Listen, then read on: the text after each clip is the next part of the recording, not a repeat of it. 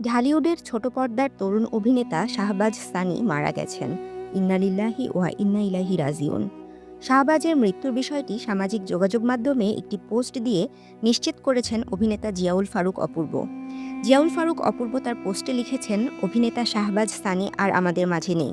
ইন্না লিল্লাহি ওয়া ইন্না ইলাইহি রাজিউন। সবাই সানির জন্য দোয়া করবেন। এ অভিনেতার মৃত্যুতে শোবিজ অঙ্গনে নেমে এসেছে শোকের ছায়া। নির্মাতা ইমরাউল রাফাতের কাছে আসার পর নাটক দিয়ে শোবিজে যাত্রা শুরু করেছিলেন শাহবাজ সানি।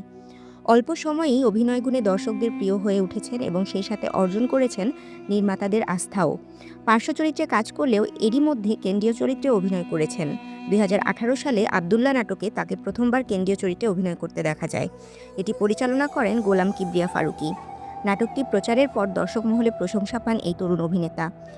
এই নাটকটি তাকে দর্শকদের কাছে বাড়তি পরিচিতি এনে দেয়। এছাড়াও দর্শক প্রশংসিত হওয়া অন্যান্য নাটকের মধ্যে রয়েছে চরের মাস্টার, বিফলে মূল্য ফেরত, ট্রাভেল শো, মোহব্বত ইত্যাদি।